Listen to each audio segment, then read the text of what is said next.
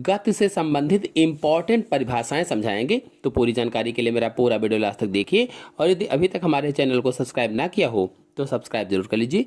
चलिए, पहली परिभाषा है दूरी।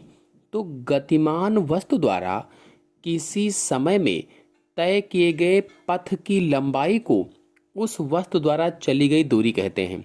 मतलब कोई गतिमान वस्तु है, वह जब एक स्थान से दूसरे स्थान तक जाती है तो रास्ते की जो लंबाई होती है उसी रास्ते की लंबाई को दूरी कहा जाता है।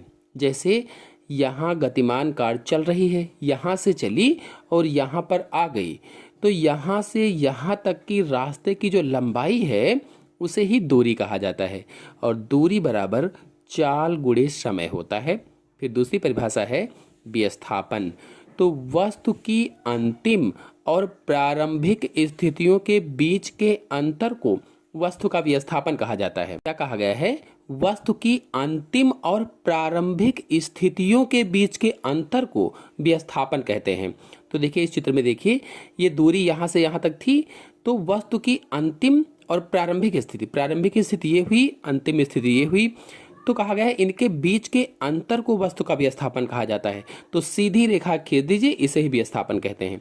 यदि आप दूरी और विस्थापन को और अच्छी तरीके से चित्र से समझना चाहते हैं तो चैनल में अपलोडेड है, आप लोग जाकर के देख लीजिए। दूरी और विस्थापन पर अलग वीडियो है। फिर अगला है चाल।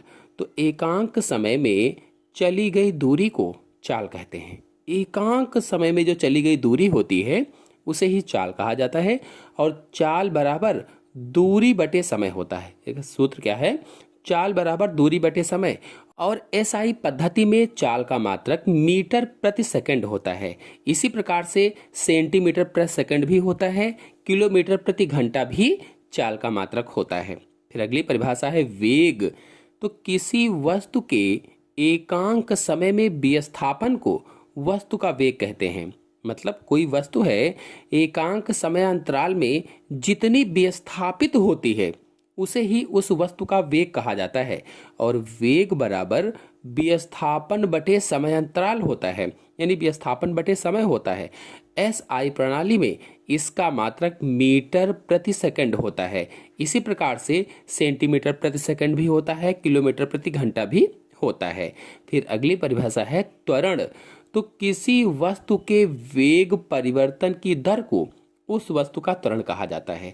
मतलब एकांक समय अंतराल में वस्तु के वेग में जितना परिवर्तन होता है उसे ही त्वरण कहते हैं। इसीलिए कहा गया है किसी वस्तु के वेग परिवर्तन की दर को उस वस्तु का त्वरण कहा जाता है, और त्वरण बराबर वेग में परिवर्तन बटे समय अंतराल होता है। वेग में परिवर्तन बटे समय अंतराल, और त्वरण का मात्रक मीटर प्रति सेकंड स्क्वायर होता है।